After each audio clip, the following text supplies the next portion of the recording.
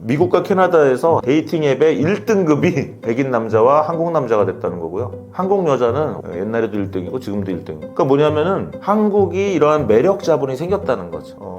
BTS 때문이든 누구 때문이든 문화적으로 봤을 때 약간 잡식성인 사람이죠. 예술의 전당 가서 KBS 교향악단 또 국립시포니 오케스트라의 클래식 음악도 듣는데 또 홍대 가서는 막 인디 밴드에 맞춰서 춤을 추기도 하는 것이고요. 그러니까 어떤 저급과 고급, 뭐 상위와 하위, 주류와 비주류라는 그 문화의 차이가 없어진 것이 굉장히 중요한 특징이 됐고, 심지어는 그 두 가지를 다 소비하는 그러한 습성을 가진 사람들이 등장하고 있다는 것인데요.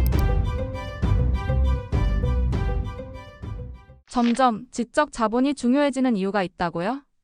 네, 지적 자본이 중요한 이유는 제가 사례로 말씀드릴 수밖에 없을 것 같아요. 지금 굉장히 큰 부자가 된 사람들을 한번 생각을 해보죠. 스티브 잡스, 사실 아버지가 거의 목수 또는 뭐 그런 가구 이런 것들을 만드는 분이었죠. 예, 어떤 경제적 자본이 있었을 리가 없습니다. 그냥 쿠퍼티노, 지금은 쿠퍼티노가 정말 애플 덕분에 좋은 멋진 도시가 됐지만 그 당시는 그냥 샌프란시스코에서 한 1시간 걸리는 작은 마을이었을 뿐이죠. 그럼 쿠퍼티노의 하나의 청년이었고, 대학도 돈이 없어서 중퇴를 할 수밖에 없는 그런 청년이었는데요. 세계 최고의 부자가 되었습니다. 지금 뭐 젠슨 황도 마찬가지고요. 또 한국의 이혜진, 저랑 같이 공부한 분이에요. 석사과정 때 같은 수업도 들었고 석사 동기인데요. 그분도 뭐 그렇게 크게 부자가 아니었던 걸로 알고 있습니다. 하지만 네이버 만들었고요. 카카오의 김범수 회장 역시 어머니가 굉장히 힘들게 일을 하셨다고 다 알려져 있죠. 일론 머스크, 엄마 아빠가 이혼했습니다.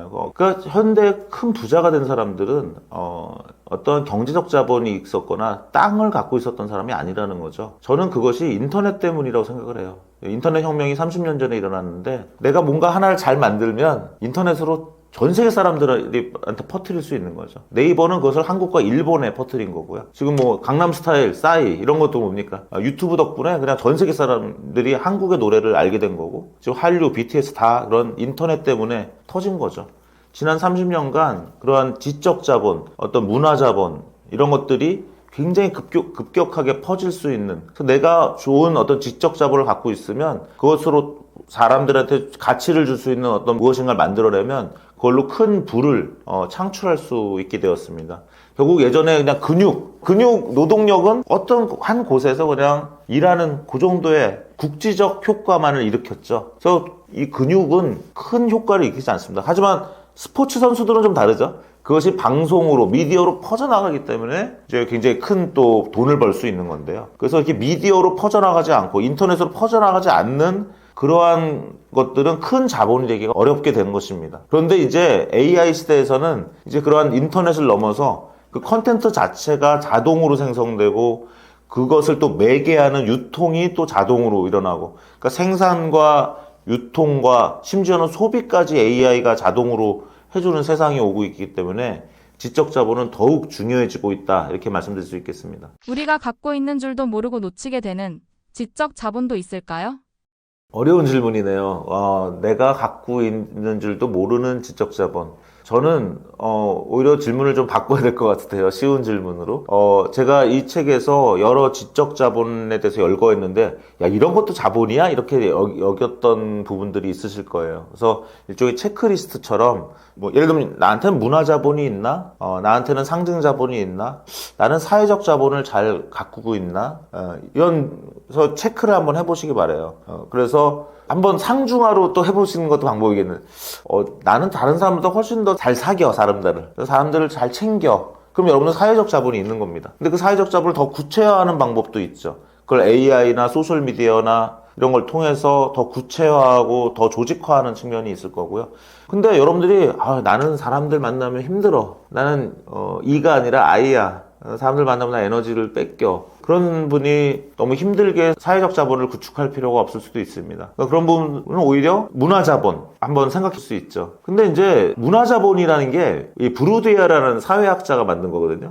한 뭐 100년 전쯤 얘기죠. 그러면 브루디에는 사실 좀 고상한 것만을 문화자본으로 생각했어요. 클래식 음악을 듣는다. 또는 뭐 우리가 레스토랑 가서 나이프와 포크를 어떻게 놔야 되고. 여러분들 지금 미국 부통령 밴스의 그 힐빌리의 노래를 들어라라는 책 읽어보셨습니까? 넷플릭스에도 있죠. 밴스가 그 흔히 말하는 러스트벨트의 굉장히 가난한 집 아이잖아요. 엄마는 맨날 남자친구를 바꾸고요. 정말 그 넷플릭스 영화를 보면 눈물이 막 나는 건데, 밴스가 예일 대학을 들어갑니다. 군대를 갔다가 왔기 때문에 특별하게 예일대에 들어가고 장학금도 받게 되는데, 거기서 문화자본이 없다는 거 드러나죠. 예일대학의 여러 이제 로펌의 예일대학 출신 로펌 선배들이랑 이제 잡 인터뷰를 하는데, 벤스는 전혀 이런 격식을 모르는 거예요. 그래서 문화자본이 없는 거죠.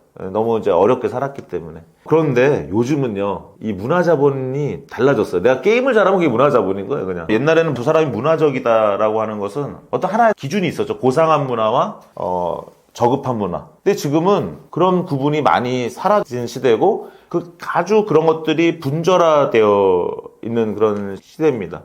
그래서 여러분들한테 어느 누구도 문화자본을 갖고 있다고 할 수 있어요. 그런 걸 이제 옴니보어라고 합니다. 컬처럴, 이게 문화적으로 봤을 때 약간 잡식성인 사람이죠.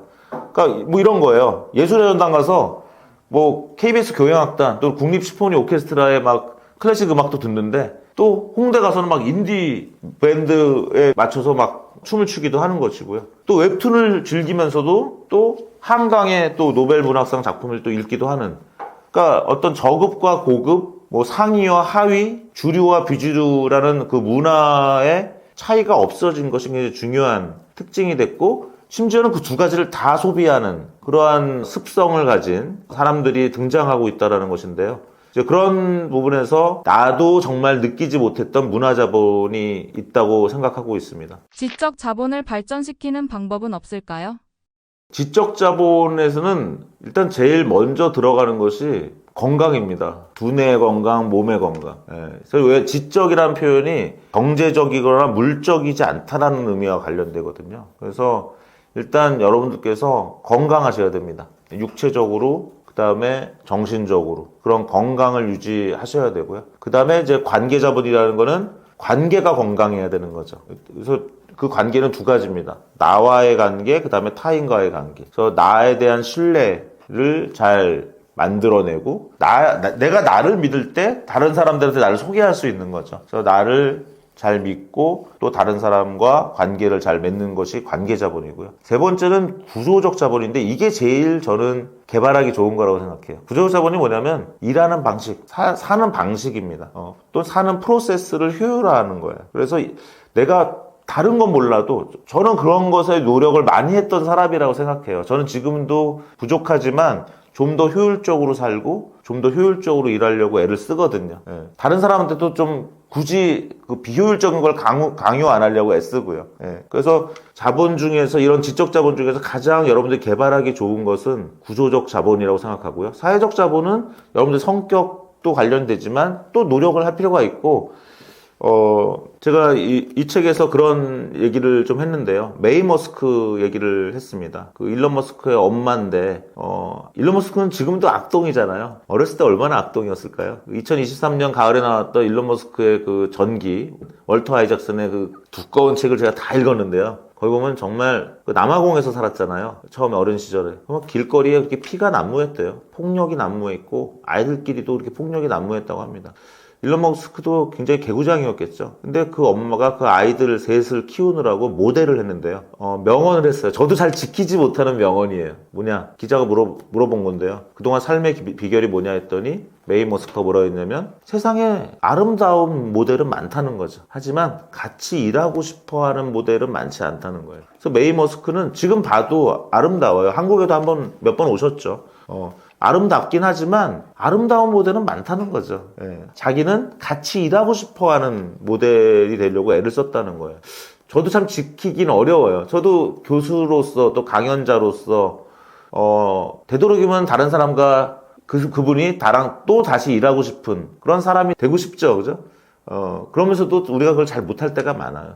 저도 솔직히 이렇게 말씀은 드리지만 100% 그렇게 노력하고 있지 못하다고 생각합니다. 하지만 사회적 자본이라는 게 그런 거예요. 내가 오늘 이 사람을 만나서 어떤 일을 했든 만났는데 다음에 이 사람이랑 또 일하고 싶은 그런 느낌이 들게 하는, 그러면 그것이 뭡니까? 그게 자본이 뭡니까? 미래의 어떤 가치를 창출하게 하는 무엇이거든요. 그래서 여러분들께서 그러한 자본을 만들어 주시길 바라고, 제가 책을 쓸 때 그걸 굳이 자본이라고 쓰는 거에 대해서 좀 거리낌이 있었습니다. 자본이란 말이 너무 돈 막 같고. 근데 사실 자본주의는 뭐에 반대냐면요, 봉건주의의 반대라고 생각하시면 됩니다. 그럼 봉건주의 뭐냐면 출신에 따라서 그냥 모든 게 게임이 끝나는 시대를 얘기합니다. 내가 귀족으로 태어났으면 그냥 편안하게 사는 거고요. 내가 노예로 태어났거나 농노로 태어났거나 노비로 태어났거나 하층민으로 태어났으면 그냥 평생 그렇게 사는 겁니다. 우리 조선 시대가 되게 좋은 시대인 것 같지만 사실은 대다수의 사람들이 노비였잖아요. 그러니까 결국 조선이 망할 수밖에 없었던 것 같아요. 올해 노벨 경제학상을 2024년에 받았던 아제모글루와 제임스 로빈슨, 그 연구가 뭡니까? 더 많은 사람들을 포용하는 나라가 부자가 됐다라는 것이거든요. 결국은 우리가 방금 말씀드렸듯이 우리가 자본이란 말을 긍정적으로 저는 보시는 기회를 삼으셨으면 좋겠어요. 자본이라는 것은 봉건주의의 어떠한 나쁜 점에서 그것을 극복하고자 나온 것이라는 거죠. 한번 태어난 신분으로 결정이 되면 사회가 포용적이지 않아서 발전이 없는 겁니다. 미국 같은 경우도 노예 해방이 일어난 경우도요, 노예들은 별로 일을 안 하고 막 애기들만 낳았어요. 자식만 많고요. 그 다음에 막 때려야지만 일하고, 그 다음에 자기의 신체적 건강을 그렇게 신경 쓰지 않으니까 살이 많이 쪘다고 합니다. 왜냐면 내가 열심히 일해봤자 내가 가지는 게 별로 없으니까, 흔히 말하는 나의 자본이 축적되지 않으니까 그냥 하루하루 정말 노예처럼 사는 거죠. 노예처럼 산다. 그래서 우리가 이 봉건 시대를 극복하고 나온 것이 자본이고, 그래서 우리가 자본이라는 것을 긍정적으로 느낄 때 우리가 발전이 있다, 이렇게 생각을 합니다. 매력 있고 신뢰감 있는 사람이 되려면 어떻게 해야 할까요? 매력 자본 한번 얘기를 해볼게요. 저도 노력을 해요, 외모에. 그래서 어떻게 보면 뭐 피부과도 가려고 애를 쓰고요. 그 다음에 또 우리가 꼭 그런 외적인 것보다 책을 또 좀 안 읽으면 저는 저의 어떠한 지성적 매력이 떨어지는 것 같아요. 약간 소진되는 느낌이 듭니다. 어제도 제가 좋아하는 작가님의 책이 나왔길래 제가 온라인으로 구매하지 않고 일부러 교보문고 광화문점 가가지고 책을 만져보고, 그리고 그렇게 2권을 구입하고 왔는데요. 늘 이제 그런 나의 매력은 꼭 어떤 외모적인 매력뿐만이 아니라 요즘 뭐 뇌생남 이런 얘기도 있으니까 저의 어떤 지적인 매력을 유지하기 위해서 양식이죠. 그런 영양을 섭취하기 위해서 책을 읽는 노력도 하고 있고요. 그렇게 함으로써 나의 매력 자본을 나름 찾아가려고 합니다. 웃긴 얘기 하나 할까요? 대학교 3학년 때 축제 일주일 전에 친구들이 미팅을 나가자 그러더라고요. 저 친한 과 친구 4명이서 미팅을 나갔습니다. 4대4로 미팅을 했는데 한 30분 얘기하고 나서 사랑의 짝대기를 했어요. 결국 이런 얘기 왜 하겠습니까? 제가 잘 됐다는 뜻이겠죠? 남학생 4명은 딱 한 여학생을 찍었어요. 근데 결국은 이제 그러면 그 여학생이 누굴 찍냐에 따라 달라지는 건데, 그 여학생이 저를 찍은 거예요. 그래서 제가 완전 기분이 좋았죠. 제 인생 거의 최고의 기억인 것 같습니다. 이제 딱 나머지 3명, 6명을 놔두고 제가 이제 딱 나가면서, 야, 너 나 왜 찍었어? 그래서 대학교 3학년 때니까요. 그 여학생도 대학교 3학년이었어요. 너 나 왜 찍었니? 그랬더니 너 재밌잖아. 너 제일 재밌어서 찍었어. 저는 대학교 3학년 때 매력 있는 사람이 되는 그 노하우를 그때 깨달았어요. 아, 재밌어야 되는구나. 재밌어야 되는구나. 재밌게 하려면 또 여러 가지 얘기가 있겠죠. 긍정적인 사람이 재밌겠죠. 그래서 긍정적이고 또 다른 사람을 좀 좋아하는 사람이 재밌는 것 같아요. 그래서 저는 사실 그 대학교 3학년 때 그 경험이 굉장히 저한테 큰 도움을 줬다고 생각을 해요. 그래서 긍정적으로 살고 재미를 주고, 유머라는 게 쉽지 않아요. 유머라는 게 결국은 이 밀란 쿤데라나 옥타비오 파스나 이런 여러 소설가들을 인용하면서 제가 유머에 대해서 얘기하는데, 유머가 근대의 발명품이라는 거예요. 처음엔 좀 익숙하지 않습니다. 근데 생각해보면 그리스 신화 우리 읽다 보면 막 웃나요? 유머가 별로 없어요. 옛날 문학 작품에 한 1000년, 2000년 전에 것들은 처용가 뭐 이런 걸 보면서 우리가 웃기진 않다. 유머가 없다는 거예요. 근데 이제 조선시대만 오더라도 뭐 흥부전 그죠?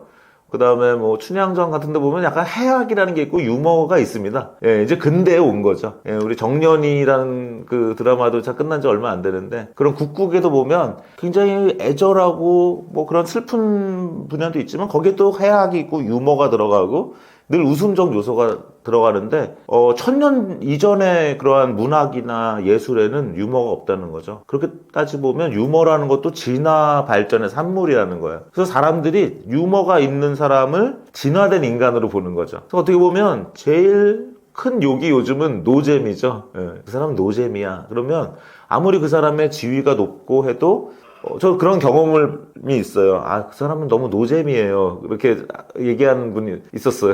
그런 순간에 그분은 되게 훌륭한 분이었음에도 불구하고 재미가 없다는 거죠. 저는 이런 것이 이제 매력 자본이라고 생각을 해요. 그래서 그 캐서린 하킴인가요? 그 교수의 책이 매력 자본이라는 책이 있는데 그 책도 한번 이렇게 읽어보세요. 저는 공부를 해야 된다고 생각을 해요. 뭘 하려면. 그리고 체계적으로 누군가가 해놓은 거를 우리는 굉장히 쉽게 책을 통해서 얻을 수 있다고 생각하거든요. 그래서 매력 자본이 과연 뭘고, 그것이 세상에 어떻게 작용하고, 나는 그걸 어떻게 길러야 하고, 또 이것은 꼭 개인의 측면이 아니라 기업의 측면, 국가의 측면. 한국이 어떤 국가가 됐습니까, 지금? 정말 매력적인 국가가 됐죠. 예전에는 외국인들이 한국에 오면 약간 우리를 이렇게 낮게 보는 느낌이, 모르겠어요. 저의 자격지심이 있는지 모르겠지만. 근데 요즘은 제가 너무 오만해졌는지 모르겠지만, 한국에 오신 외국인들 보면, 우리를 좀 이렇게 올려보는 느낌이 들어요. 그리고 그거 아세요? 미국과 캐나다에서 데이팅 앱에서 가장 1등이 백인 남자와 한국 남자라고 합니다. 이거 저는 제가 캐나다와 미국에 직접 지금 살고 있는 대학생들한테 들은 얘기거든요.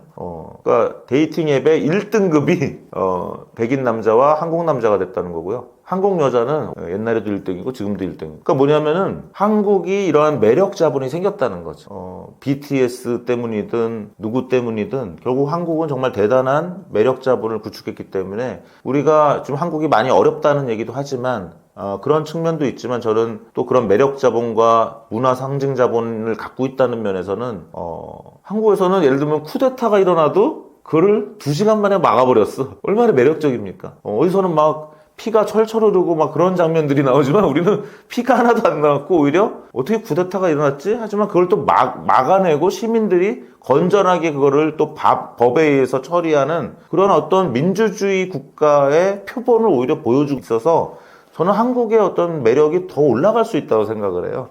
또 스토리텔링이 되고. 그래서 한국은 그런 면에서 굉장히 큰 기회를 가진 나라다 이렇게 보고 있습니다. AI가 아무리 발전해도 인간에게 채워주지 못할 만한 게 있을까요?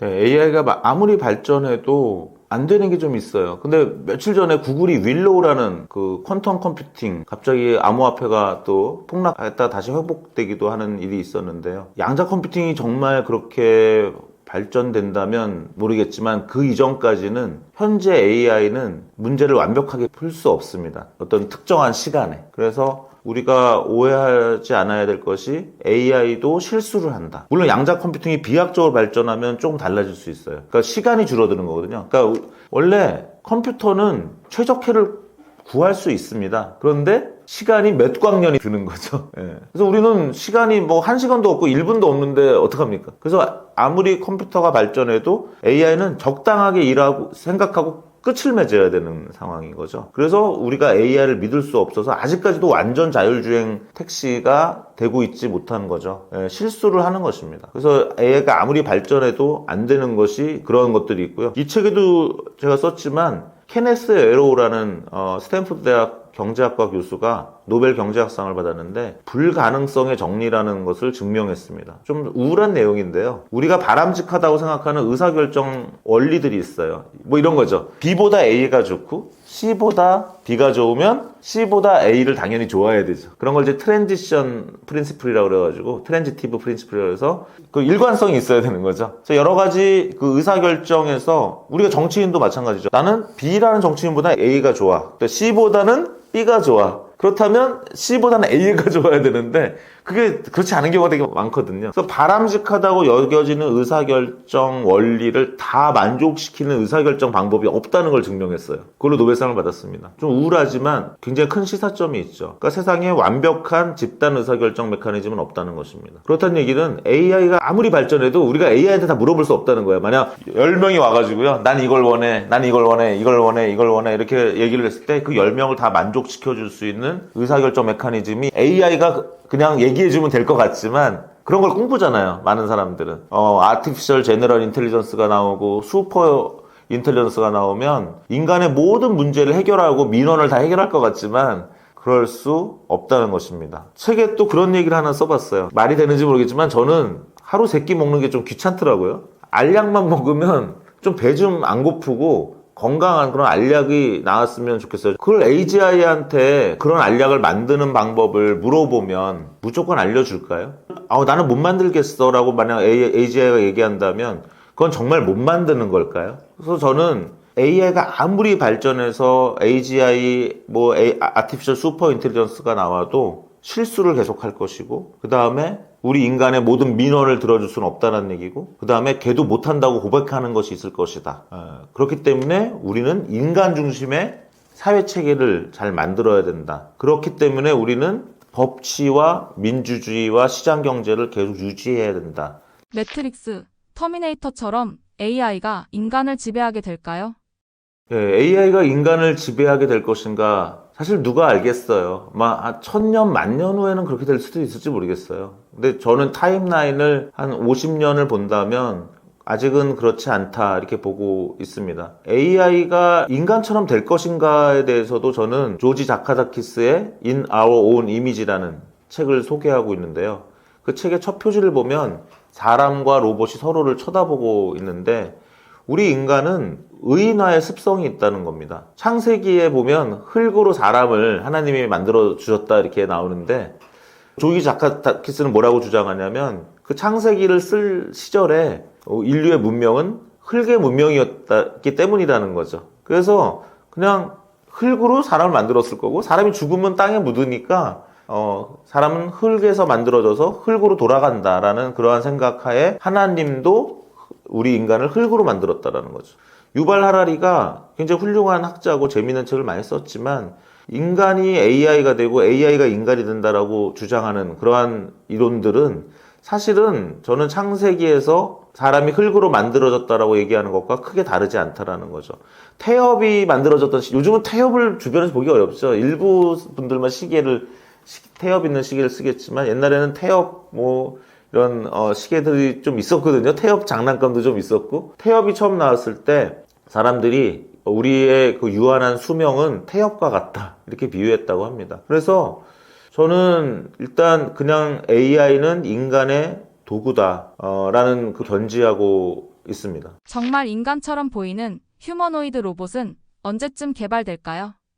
보이고 말하는 데까지는 5년에서 10년 나오지 않을까요?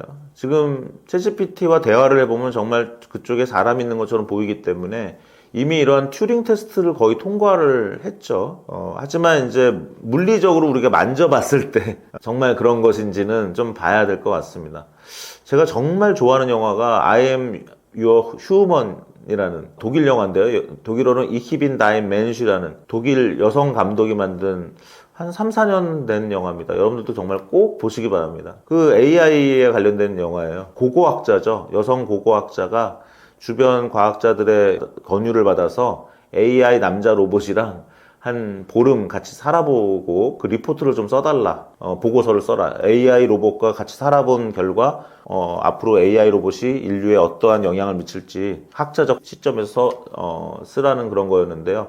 거기서 정말 인간처럼 보이는 휴머노이드 로봇이 나오죠. 처음에 그 남자 로봇을 집에 데려갈지 말지도 고민하다가 데려갑니다. 데려갔더니 열심히 청소도 잘하고요. 되게 유머스럽기도 해요. 굉장히 좋은데 여러 가지 에피소드가 나오죠. 이 사람이 열심히 몇 년 이상 연구했던 거를 이 AI 로봇이 딱 보더니 이 연구는 이미 아르헨티나에 누가 연구했다는 걸 보여주죠. 지금 일어나고 있는 현실입니다. 그래서 정말 인간처럼 보이는 휴머노이드 로봇은 5년 이내에 나오지만 사람과 착각할 정도로 예를 들어서 블랙미러의 I'll be right back이라는 에피소드도 제가 굉장히 좋아하는 에피소드인데요. 어떤 경찰관의 아내죠. 아내가 어느 날 갑자기 남편이 죽었다고 이제 오늘 아침에 출근했는데 저녁에 안 들어오는 겁니다. 돌아가신 거예요. 근데 알고 봤더니 임신이 됐어요. 그죠? 남편을 너무 보고 싶습니다. 그래서 언니가 이제 제안을 하죠. 야, 남편의 소셜미디어 계정이랑 이런 거 좀 알려주면, 이 회사 알려주면 너를 위로하는 챗봇이 하나 나타날 거야. 그래서 그냥 그렇게 한번 해봤습니다. 처음엔 굉장히 극렬히 반대하다가 그 AI 회사한테 남편의 소셜미디어 계정이랑 이런 걸 줬더니 며칠 후에 자기한테 말을 걸어오는 어떤 챗봇이 있었던 거죠. 말투가 너무 똑같은 거예요. 그러다가 좀 있다가 그럽니다. 너 어떻게 업그레이드하면 내 목소리도 들을 수 있어. 그래서 통화를 합니다. 남편의 목소리까지 들으니까 너무 좋죠. 어느 날 이제 임신한 게 알게 돼가지고 초음파하러 갔다가 당황해서 이 휴대폰을 떨어뜨려서 그게 깨져요. 그때 그 여성이 굉장히 슬퍼합니다. 마치 남편을 자기가 깨트린 것처럼. 근데 또 전화가 오죠. 이제 휴대폰 바꿨겠죠? 전화가 오더니 남편이 야, 이제 너 휴대폰으로 나랑 얘기할 필요 없이 늘 내 옆에 내가 있을 수 있어. 그래서 또 주문을 하죠. 그랬더니 로봇이 옵니다. 이제 물리적인 로봇이. 그래서 거기다 식염수랑 뭐 이런 이온수 이런 거 넣고 하루 정도 재웠더니 로봇이 일어나죠. 욕조에서 일어나가지고 나오죠. 둘이 같이 살아요. 하지만 살면 살수록 조금 있다가 얘가 정말 내 죽은 남편이 돌아온 게 아니라는 걸 알게 됩니다. 그래서 그 세븐 시스터즈 아시죠? 브라이튼, 영국 브라이튼의 정말 멋진 계곡인데 거기 절벽이죠. 거기서 뛰어내리라고 그래요. 그랬더니 그 남자 로봇이 막 울면서 제발 뛰어내리라고 하지 말라고 합니다. 그때 여자 주인공이 뭐라 그러냐면 야, 내 남편은 내가 이렇게 뛰어내리라고 했으면 나한테 화를 내고 그랬을 거야. 근데 너는 왜 나한테 화를 안 내고 울어? 너는 내 남편이 아니야. 그러니까 너는 뛰어내려. 너는 그냥 로봇이고 기계일 뿐이야. 그렇게 이야기합니다. 그 다음 장면은 뭐냐면요. 한 5년 지났는데요. 그 사이에 뱃속에 있던 아이가 태어났고 그 딸이 태어나고 생일 파티를 하는데 남편 로봇은 어디 있냐면요. 다락방에 사다리를 넣어야지만 올라갈 수 있는 곳에 있습니다. 이제 방치되어 있는 거죠. 저는 우리 인류가 이러한 과정을 겪게 될 거라고 생각해요. 그래서 이런 챗봇으로 좀 신기해하고 있는 시대에서 휴머노이드 로봇으로 신기해하죠. 하지만 어느 순간엔 얘가 그냥 기계일 뿐이라는 거 아는 순간이 또 와서 또 하나의 큰 실망을 하는 그런 시절이 오고요. 지금 이미 그런 얘기를 하죠. AI가 고통을 느낄 것이다라고 주장하는 사람들이 생겨나기 시작했어요. 저는 좀 짜증나는데. 그래서 이제 여러분 5년이나 한 7년 후에는요.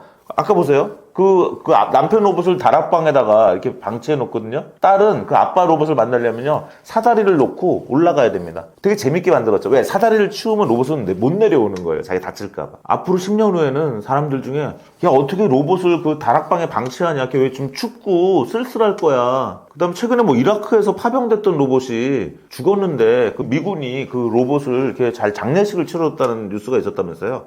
저는 그런 리추얼이라고 하죠. 그런 걸 하는 건 좋지만 너무 착각이 심하게 빠지진 않았으면 좋겠어요. 근데 그런 논의들이 한참 되고 그렇게 인간에게 착각을 불러일으킬 만한 휴머노이드는 나올 것이고 하지만 그것은 의식을 갖거나 하나의 주체가 아니기 때문에 우리가 그것을 결국 기계로 생각하는 합리적 과정을 겪을 거라고 생각하는데요.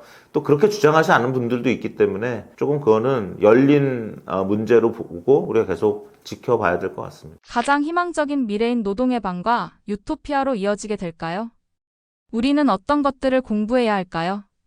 노동 시간이 줄어들 것 같긴 합니다. 노동 해방까지 갈 수 있을지는 모르겠는데 우리가 새로운 욕망에 따른 새로운 비즈니스가 나와서 또 노동을 하게 될 것 같아요. 근데 관리를 하게 되겠죠. 그 새로운 직업은 이렇게 생각하시면 제일 편해요. 새로운 게 나온다 그러면요. 그걸 파는 직업이 나오죠. 그래서 여러분들 영업이라는 게 영원한 직업입니다. 여러분들 벤처 창업 한번 해보세요. 사장님이 제일 원하는 거는 뭡니까? 영업이거든요. 그럼 앞으로 세상에 새로운 신제품과 새로운 신기술과 새로운 서비스는 계속 나올 것이고 그것을 창업하는 사장님들의 가장 중요한 업무는 영업이 될 거예요. 그래서 여러분들은 천재가 아닐 수 있습니다. 저도 천재라고 말하는 분도 있지만 이 나이에 천재라는 얘기 들으면 오히려 욕이에요. 천재는 10대 때 듣는 얘기고요. 우리의 미래에 가능성 있는 사람들을 우리는 천재라고 얘기를 하죠. 어떻게 보면은. 그래서 우리는 다 천재가 아닙니다. 대부분. 천재는 뭐 스티브 잡스, 일론 머스크 정도는 천재죠. 대부분 사람 천재가 아닌데요. 천재들은 그걸 만들죠. 뭔가를. 근데 보통 사람들은 그걸 팔아주면 됩니다. 그리고 그걸 관리해주는 일이 있고 유지해주는 일이 있어요. 그래서 새로운 것이 나올 때 새로운 것이 무엇인가를 없앤다고만 생각하지 마시고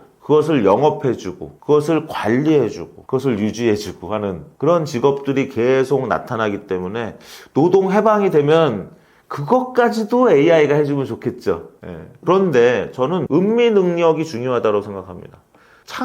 우리 창의성 교육을 많이 얘기했죠. 저는 그 얘기를 별로 하고 싶어 하지 않아요. 오히려 소비 교육을 잘하면은 창조성은 저절로 나오는 거죠. 여러분들이 만약 클래식 음악을 어렸을 때부터 많이 들었으면 어떻게 될까요? 클래식 음악을 작곡하게 될걸요? 제가 고등학교 때 산울림을 되게 좋아했어요. 친구랑 둘이서 피아노를 놓고 야 우리 작곡해보자. 작곡을 했거든요. 가사랑 음을 만들어서 딱 만들어가지고 둘이 불렀더니 야 이거 산울림이네 이렇게 되는 거예요. 제가 많이 들었던 노래 비슷해요. 제가 우리 다 누구나 어렸을 때 시인이잖아요. 고등학교 때 문학청년이어서 시를 썼는데요.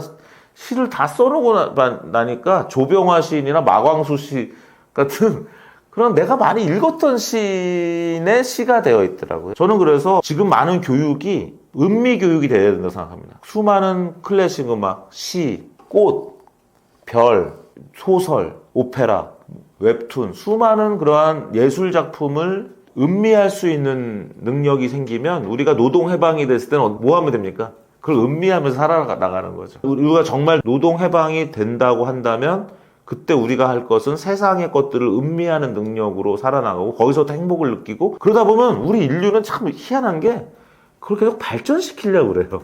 노래가 이제 끝난 것 같지 않으세요? 우리 노래 더 만들어야 됩니까? 더 새로운 음악이 나와야 돼요? 그런데도 불구하고 비비의 밤양갱 노래 나왔고요. 또 로제의 아파트도 나왔고요. 최근에. 또 새로운 곡이 나와서 우리는 또 좋아하고 있습니다. 또 새로운 해에는 또 새로운 노래가 나와서 또 우리가 좋아하겠죠. 그래서 우리 인류는 계속 새로운 걸 만들기 때문에 그런 노동 해방이 되면 우리는 많은 것들을 음미하며 살게 될 것이다. 그렇게 보고 있습니다. 현재 우리나라의 AI 정책에 대해 어떻게 보시나요? 현재 우리나라의 AI의 현실은 조금 민간 투자가 부족해요. 오픈 AI는 마이크로소프트가 거의 10조에서 16조 정도 투자를 했죠. 그런데 우리나라에서 제일 투자를 많이 받은 AI 회사는 한 1000억 정도 수준입니다. 업스테이지 같은 회사들이죠. 그러니까 100분의 1 수준이 됩니다. 그래서 저는 우리나라의 AI 정책이 좀 민간 투자가 많이 되는 그것의 걸림돌을 많이 제거해야 된다고 보고요. 또 하나는 한국이 좀 우울한 게 세계에서 AI를 사용하는 그 빈도가 세계 20위 정도예요. 인도네시아나 인도보다도 약합니다. 2024년 10월에 삼성그룹의 초기업 노조가 성명을 내면서 이재용 회장님에게 보낸 이메일을 공개했는데 그 내용이 뭐였냐면 우리 근무 시간에 챗GPT 좀 쓰게 해달라. 삼성그룹의 임직원들은 지난 2년간 챗GPT를 근무 시간에 못 썼다는 것이죠. 이것은 뭐냐면 좀 정책 기조가 잘못됐다고 봅니다. 예전에 DJ 대통령 때는 초고속 인터넷망을 깔고 100만 PC 운동을 하고 하면서 벤처 붐이 일어났죠. 김영삼 대통령 때는 우리가 산업화는 늦었지만 정보화에는 앞서가자. 그런 구호로 결국 일본을 앞질러서 우리나라가 지금 거의 G5 가까이 온 겁니다. 그러면 이제 정보화, 지난 20, 30년간의 인터넷 시대를 더 혁명적으로 바꾸는 AI 시대에서 좀 기업에 계신 높은 분이나 또는 공공 부문에서 높은 분들이 솔선수범해서 우리 AI 쓰자, 또 AI 잘 만들자. AI 쓰는 사람이 많아지면 어떻게 됩니까? 저절로 AI를 잘 만드는 사람이 돈을 벌죠. 선순환이 일어나는 거죠.